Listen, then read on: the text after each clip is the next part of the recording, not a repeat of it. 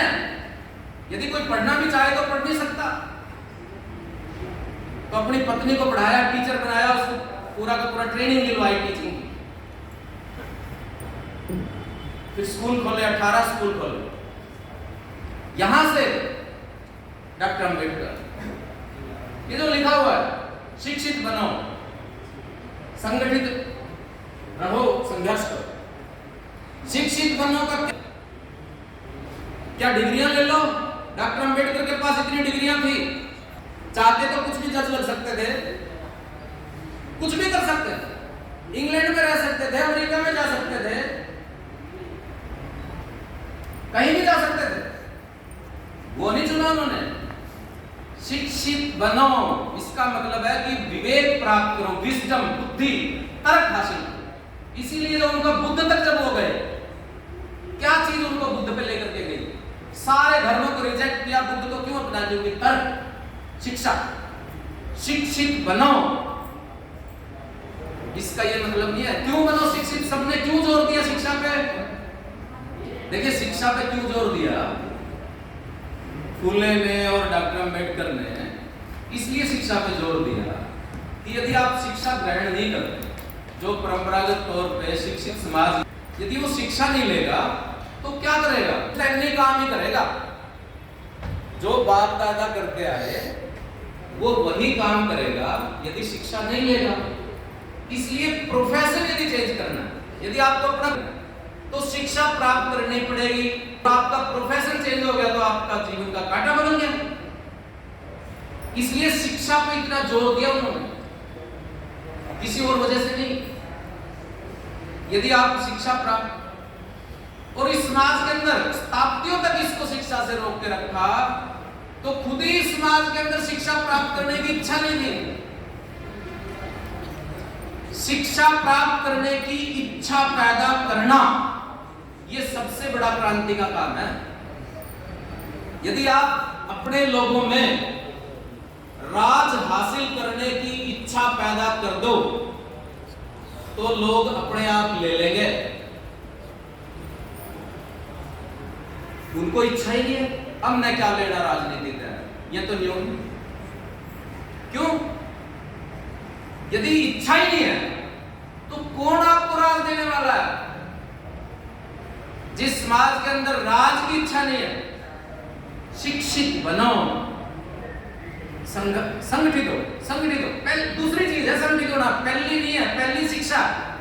संगठित होने का आधार क्या बनेगा? बहुत सारे लोग मिलेंगे आपको ऐसे कहते हो लोग इकट्ठे नहीं है जी, संगठित नहीं होते, कोई सुनता नहीं। संगठित करने के लिए किया क्या आपने? सिर्फ यही तो कहा है कि इकट्ठे हो ले भाई। और क्या कहा? इकट्ठे होने के लिए जो जरूरत पैदा होती है, जो इच्छा होती है इकट्ठे होने की, चाह पैदा होती है, वो पैदा की कि नहीं की? संघर्ष करो। क्या करना है संघर्ष में? किससे संघर्ष करें? हमारा संघर्ष जो शोषित लोग हैं खुद से ही है। कोई आपको रोक नहीं सकता, कोई उस बंदे को रोक नहीं सकता। जैसे भगत सिंह ने कहा कि मुझे कैद कर सकते हो, मेरे विचारों को कैद नहीं कर सकते। मुझे शरीर से आप बंधक बना सकते हो, मेरे विचार आजाद है। तो ये जो चीज है ना, ये जो संघर्ष है कि हमारे लोगों के अंदर जो शोषित बंदा, जिसको क्रांति की जरूरत है, जिसको बदलाव की जरूरत है, जिसको समाज की जरूरत है, उसको फिक्र ही नहीं है। एक बार एक नारा आया था और वो बहुत अच्छा नारा था। भारत की राजनीति में आते रहते हैं नारे। एक वो नारा था गरीबी हटाओ। सबने सुना होगा। हटी तो नहीं। क्यों नहीं हटी? क्योंकि नारा राज करने वालों ने दिया था। यदि लोग कहते ना गरीबी हटाओ, तो हटना पड़ता गरीबी को। लोग नहीं कह रहे, लोगों को तो मजा आ रहा है गरीबी में। ऊपर वाला ने तो मेरे को इसी लायक बनाया, इसी लायक हूं मैं, जो लिखा होगा बाद में मिलेगा, वगैरह वगैरह। जिस दिन लोग कहेंगे गरीबी हटाओ, गरीबी रह नहीं सकती इंडिया में। इसलिए जो हमारा अपना काम, असली काम,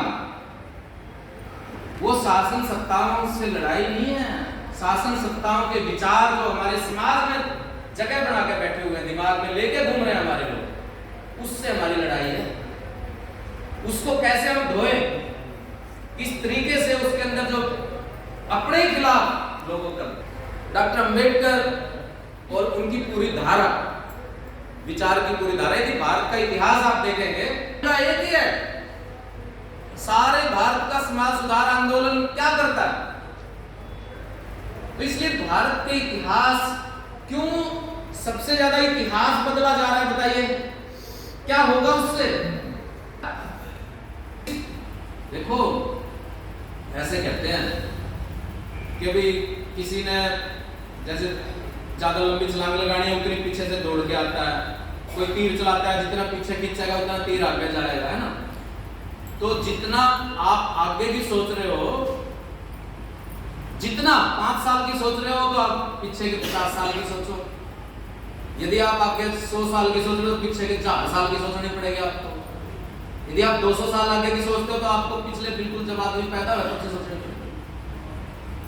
अब आपके पास कितना विजन है उस पर निर्भर करता है कि आप पीछे कितनी दूर जा रहे हो। इसलिए पूरा इतिहास बदलने की जो प्रक्रिया है, ये इतिहास की नहीं है, ये भविष्य बदलने की प्रक्रिया है। इतिहास तो उसका जरिया बनता है, इतिहास तो उसका माध्यम बनता है। बातें इतिहास की होती हैं और वो प्रियम्बल में, प्रस्तावना में हमारे सामने है, और जो उनके संघर्ष है उसमें भी सामने है।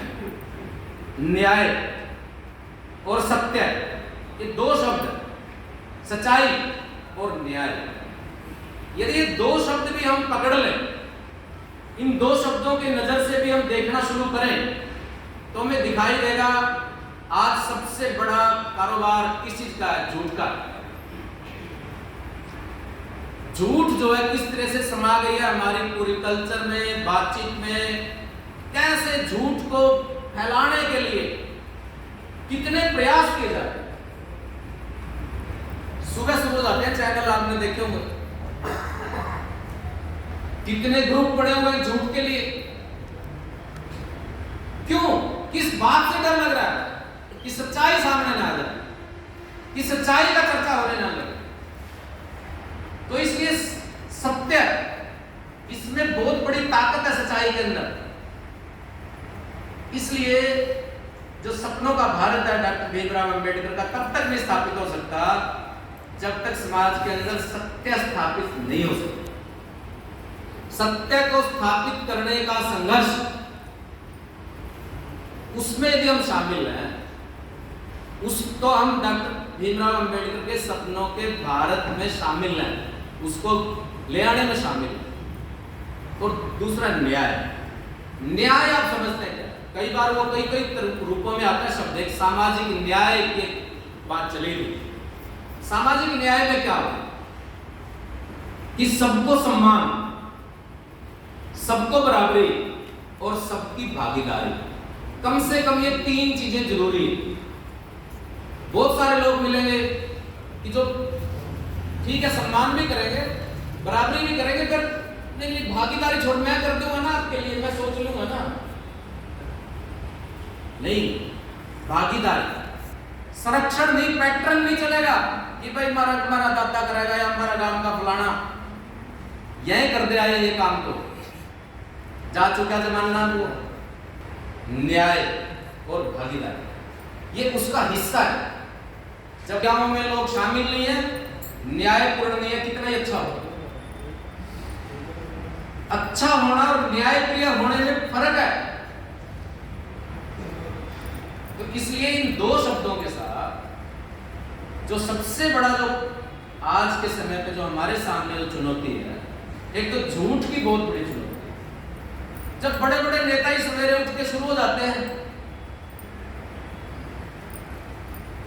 आप सब उस चीज को जानते हो, हमारे सामने अपने ही लोगों को कैसे मूर्ख बनाया जा रहा है, कैसे उनको एक ऐसी प्रक्रिया में डाला जा रहा है, ये हमारे सामने चुनौती है। देखो जो समाज सुधारक होता है ना, जो समाज में बदलाव का काम करता है, उसका और जो राजनीति में बदलाव का काम करता है उसमें बहुत फर्क है।